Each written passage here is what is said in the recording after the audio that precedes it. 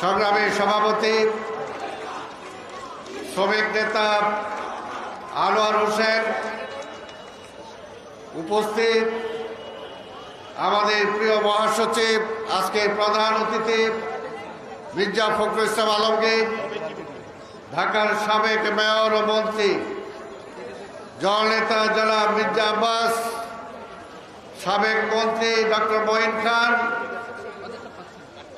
শ্রমিক দলের সমন্বয়কারী দেশনেত্রী বেগম খালেদা জিয়ার বিশেষ সহকারী জনাব শিমুল বিশ্বাস, উপস্থিত অ্যাডভোকেট আব্দুল সালাম আজাদ, প্রিন্স, সপু সহ ঢাকা মহানগর, উত্তর, দক্ষিণ ও বিভিন্ন অঙ্গ সংগঠনের নেতৃবৃন্দ, আসসালামু আলাইকুম।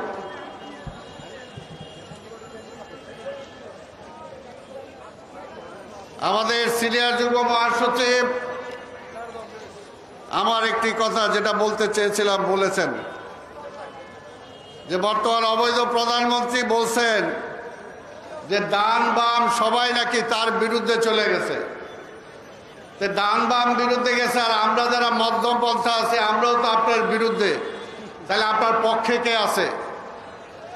আপনার পক্ষে হলো চোরা, চোর, লুটেরা, ডাকাত, ব্যাংক ডাকাত, রিলিফ চোর, গম চোর, সব গরু চোর, সব চোরেরা হইলো আপনার পক্ষে আছে। তাই সেই কারণেই অবশ্যই ভুয়ারাই আছে। ভুয়া মুক্তিযোদ্ধা যারা ছিল ৭১ সালে ১৬ই ডিসেম্বরের পরে রাজাকাররা ফেলে যাওয়া অস্ত্র যারা তুলে নিয়ে মুক্তিযোদ্ধার সাথ ছিল তারাই হলো ভুয়া, তারাই ভুয়া এবং ভুয়া অবশ্যই আছে। তাই আজকে বলবো, আজকে লাজ নাই, লজ্জা নাই, শরম নাই, বেহায়া আওয়ামী লীগ বলে যে তার পক্ষে কেউ নাই, তারপরও জোর করে ক্ষমতায় আছে। আরে বাবা বলতে দাও না, ভুয়া বলবো পরে, রাখো। আজকে এই ছাত্রদল, তাই আজকে যেটা বলি, আজকে মহান মে দিবস। এই মে দিবসের কোনোদিনই এই ভুয়া প্রধানমন্ত্রী, অবৈধ প্রধানমন্ত্রীর বক্তব্য কখনো শুনি না, কিন্তু আজকে ইচ্ছা করে শুনলাম যে উনি কি বলেন। ওনার বক্তব্য, ওনার বাবা এক সময় বলছিলেন সারা পৃথিবী দুই ভাগে বিভক্ত, শোষক আর শোষিত। তার বাবা বলছিলেন শোষিতের পক্ষে উনি।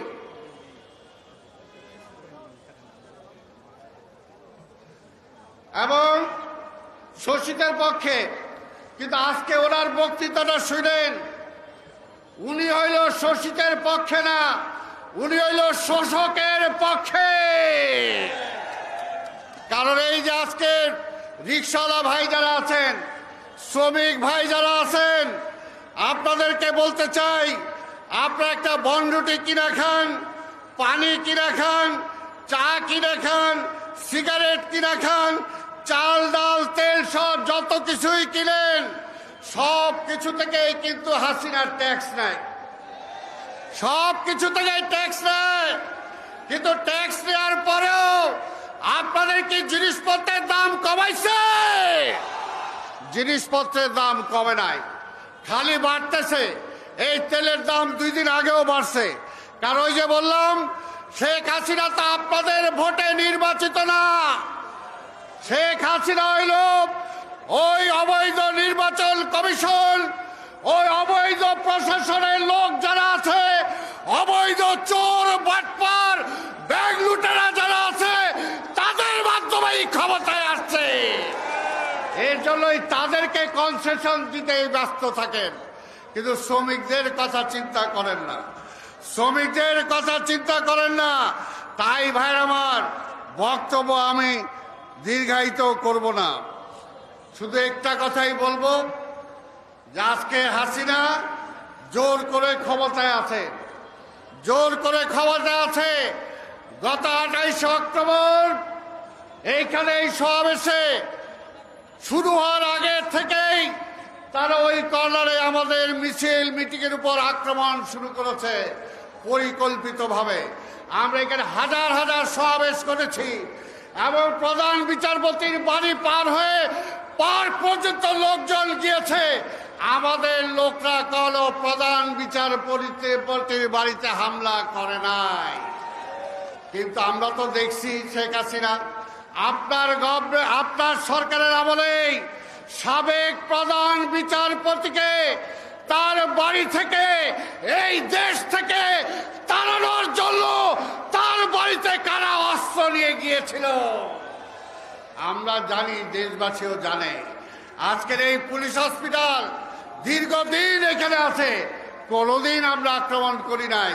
2 ঘন্টার মধ্যে আপনি এত আক্রমণ করলেন, আমাদের নেতা কর্মীদের বিরুদ্ধে, মহাসচিব সহ, মির্জা আব্বাস সহ সবার বিরুদ্ধে আমাদের মামলা দিতে পারলেন।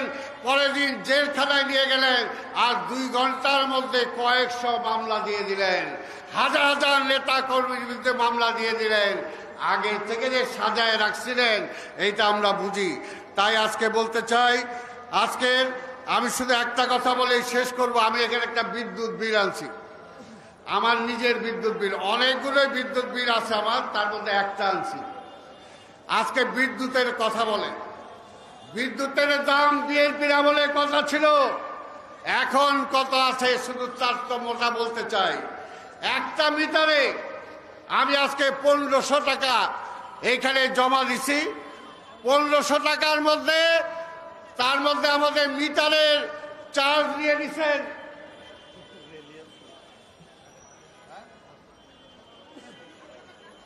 মিটারের চার্জ নিয়ে নিচ্ছেন 405 টাকা। আর 2 মাসের জন্য যে সার্ভিস ফি সেটার জন্য নিয়ে নিচ্ছেন 1000 টাকা। তো 1500 টাকার মধ্যে আর বাঁচলো কি? এই 100-200 টাকা। তো বুঝেন, এইভাবেই পাবলিককে ফাঁকি দিয়া আজকে শেখ হাসিনা বিদ্যুতের টাকা খায়, আজকে পিচের টাকা খায়, রাস্তার টাকা খায়, মানুষের টাকা খায়, রিক্সাওয়ালার টাকা খায়।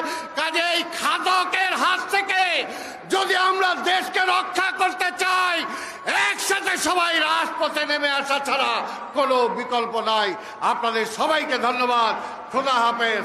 বাংলাদেশ জিন্দাবাদ, বিএনপি জিন্দাবাদ,